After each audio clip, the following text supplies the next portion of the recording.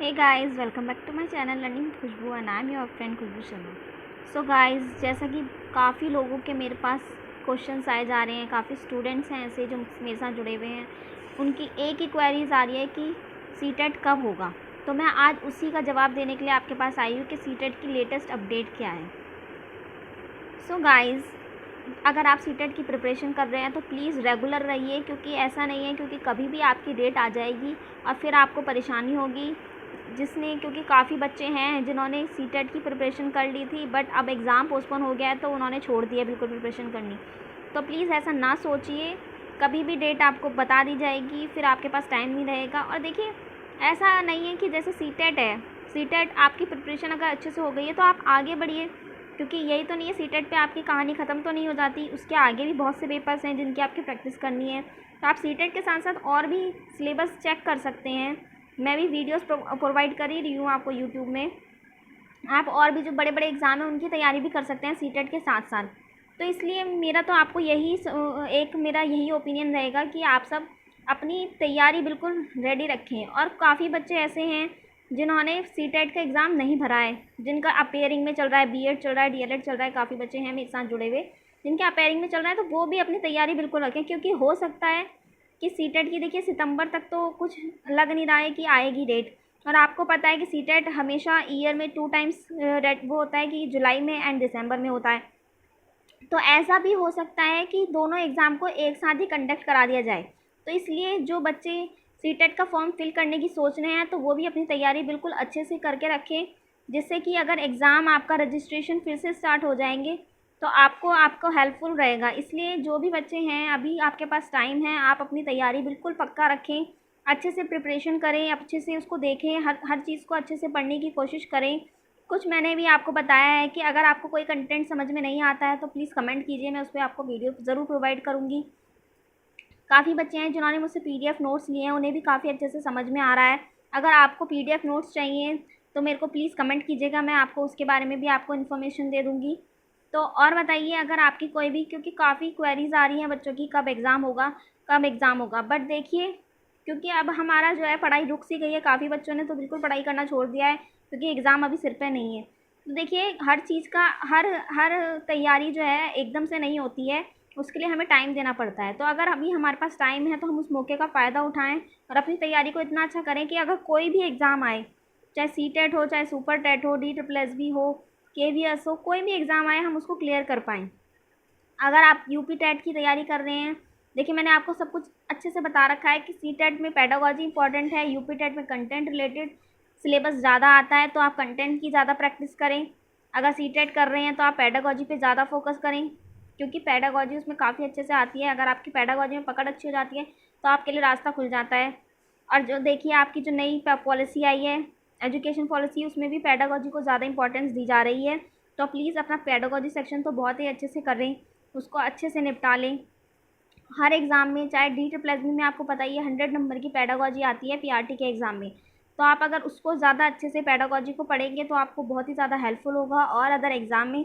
इसलिए चीज़ों को ऐसे करें, इस तरीके से पढ़ें कि आपको जो कंटेंट है उसका सब चीज़ आप थ्रोली पढ़ें, मतलब अच्छे से डीपली नॉलेज हो आपकी, ऊपर ऊपर से ना पढ़ें उस चीज़ों को, सिर्फ सीटेट क्लियर करने के लिए ना पढ़ें।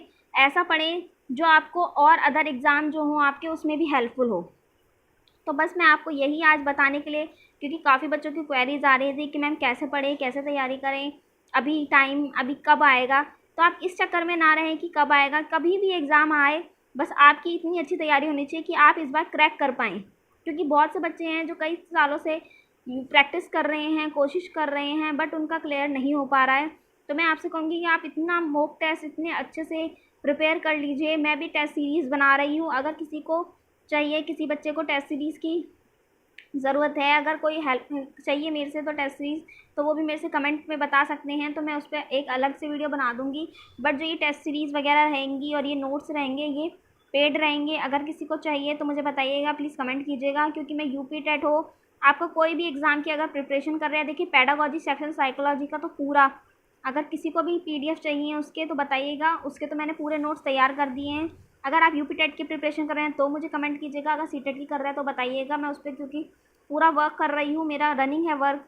अगर आपको PDF नोट्स चाहिए तो वो भी आपको सब मिल जाएंगे उसी में ही। एंड अगर अभी तक आप मेरे इंस्टा से नहीं जुड़े हैं तो लर्निंग विद खुशबू से मेरी इंस्टा आईडी है, उसको सर्च कीजिएगा और उससे जुड़ जाइएगा। वहाँ पे मैं ये इनसे रिलेटेड पीडीएफ नोट्स से वगैरह रिलेटेड और अच्छे अच्छे वहाँ पे मैं पोस्ट करती रहती हूँ, जो क्वेश्चंस रिलेटेड है सी टेट से, यूपी टेट से, सुपर टेट में जो आते हैं उनसे रिलेटेड। और अब मैं ऐसे ही करूँगी, थोड़ा थोड़ा मिनी मॉक टेस्ट लेके आती रहूँगी। जैसा आपका व्यूज़ रहेंगे मैं उसी से रिलेटेड देखिए आपको टॉपिक कराऊंगी। मैंने हर चीज़ यहाँ पे कोशिश कर ली है, हर चीज़। सुपर टेट की भी मैं मिनट मॉक टेस्ट लेके आ गई हूँ, जर्नल स्टडी में करा ही रही हूँ, साइकोलॉजी करा रही हूँ। जिस तरीके का मुझे यहाँ पे अच्छा जिसमें लगेगा कि हाँ बच्चे यहाँ पे इंटरेस्ट ले रहे हैं, मैं वहाँ वो चीज़ पढ़ाऊँगी आपको। तो प्लीज़ कमेंट कीजिएगा अगर आपका कोई इंटरेस्ट है, किसी और सब्जेक्ट में इंटरेस्ट है। मेरा ये जो चैनल है वो टीचिंग से तो रिलेटेड है ही, बट यूट्यूब टिप्स भी मैं उसमें देती हूँ कि किस तरीके से हम ग्रो कर सकते हैं, क्योंकि मेरा खुद का चैनल न्यू है। तो अगर आपको इससे रिलेटेड भी कोई क्वेरीज़ हो तो प्लीज़ कमेंट कीजिएगा, मैं आपके लिए उसकी भी वीडियो आपके लिए अपलोड करूँगी। देखिए मेरा मेन मकसद है ज़्यादा से ज़्यादा लोगों से जुड़ना और उनकी हेल्प करना। तो अगर आपको किसी भी फील्ड में परेशानी आ रही हो, चाहे टीचिंग से रिलेटेड हो, चाहे यूट्यूब से रिलेटेड हो, प्लीज़ कमेंट करें तो मैं उसमें रिसर्च करके आपको उसका रिप्लाई ज़रूर करूँगी। ओके, तो बस आज की वीडियो में इतना ही। और देखिए कोई भी अफवाह के ऊपर मत जाइए कि सीटेट अब हो रहा है, कब हो रहा है, क्योंकि अभी तक मैं आज जो मेरी अपडेट है, लेटेस्ट अपडेट मैं आपको बता रही हूँ कि अभी कोई डेट फिक्स नहीं आई है, कुछ भी नहीं आ रखा है। CTET.nic.in पर आप जाकर देख सकते हैं, वेबसाइट पे चेक कीजिए, किसी के बहकावे में मत आइए कि कब डेट आ रही है। कभी भी डेट आ सकती है, बट देखिए अगस्त में तो आएगी नहीं, सितंबर में भी अगर होता है तो फिर पहले ही 15 दिन पहले ही आपको पता चल जाना चाहिए था, तो सितंबर में भी नहीं आ सकती है। हो सकता है मे बी अक्टूबर में आए, और या फिर अगर हो सकता है कि दिसंबर में ये बोथ पेपर साथ में ले ले, मतलब जो अलग पेपर है वो भी साथ में ही ले ले। तो इसलिए जो न्यू बच्चे हैं जिन्होंने सीटेट का भी रजिस्ट्रेशन नहीं कराया था, तो हो सकता है कि उनके भी साथ में ही एग्ज़ाम हो, दिसंबर में एग्ज़ाम हो, तो वो भी अपनी प्रिपरेशन रखें।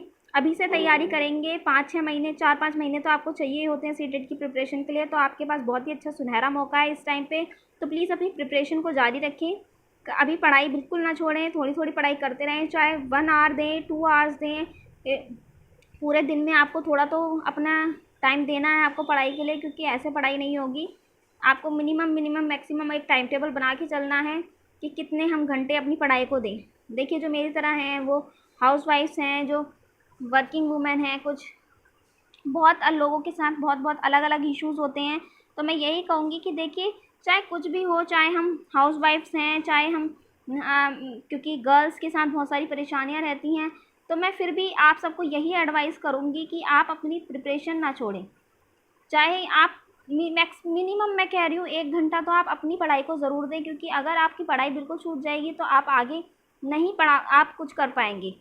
अपनी पढ़ाई को जारी रखें। जो भी मैरिड वुमेन्स हैं उनसे मैं बोल रही हूँ, क्योंकि इस समय वो बिल्कुल लेज़ी हो चुकी हैं। उनको क्योंकि अब घर पे क्योंकि एग्ज़ाम सिर पे नहीं है, तो आजकल वो बिल्कुल नहीं पढ़ रहे हैं। काफ़ी लोग हैं जो मेरे से जुड़े हैं, वो मेरे से अपनी प्रॉब्लम शेयर करते हैं। किसी के छोटे छोटे बच्चे हैं, किड्स हैं, तो इसलिए उनको परेशानी है। बट मैं यही आपको सलाह दूँगी, देखिए मेरा खुद का एक छोटा बच्चा है 2.5 साल का, बट फिर भी मैं खुद कहती हूँ कि मैं 1-2 घंटा, कम से कम बता रही हूँ 1 या 2 घंटे तो मैं अपनी पढ़ाई को देती ही देती हूँ। क्योंकि अगर मैं खुद अपनी पढ़ाई के लिए इतनी उत्सुक नहीं रहूँगी तो कोई भी मुझे बोलने वाला नहीं है कि आप पढ़ाई करो। वो तो हमारे ऊपर है कि हम अपनी स्टडी को कितना टाइम दे रहे हैं। तो प्लीज़ 1 से 2 आवर्स तो आप ज़रूर दीजिए, क्योंकि पढ़ाई अगर आप बीच में छोड़ देते हैं और एकदम से आप पढ़ाई को करने स्टार्ट करेंगे तो ना आपका मन करेगा, ना आपको कुछ समझ में आएगा। इसलिए प्लीज़ थोड़ा थोड़ा आप भी स्टार्ट रखें, अपनी पढ़ाई को रेगुलर रखें, चाहे आप 1 घंटा ही दे दिन में, पर ज़रूर पढ़ाई करें। ओके, तो चलिए बस आज की मेरी वीडियो इसी पे डेडिकेटेड थी, क्योंकि सीटेट से रिलेटेड बहुत ही वो आ रहे थे। तो मैं कहती हूँ कि आप अपनी तैयारी स्टार्ट कर दें। जिन बच्चों ने रजिस्ट्रेशन नहीं कराया है उनके लिए भी बहुत सुनहरा मौका है। इस टाइम वो पढ़ाई करेंगे, 5 महीने में बहुत सी अच्छी चीज़ें आपको पढ़ाई में पूरी कंप्लीट सिलेबस आप कर सकते हैं। तो बस मेरी आपसे यही सलाह है, तो आप अपना सिलेबस भी जारी रखें और अच्छे से पढ़ाई करें। Best of luck for your all exam. And please अभी तक मेरा चैनल सब्सक्राइब नहीं कराया तो please subscribe my channel learning with Khushboo, and like share ज़रूर करें। Okay, bye.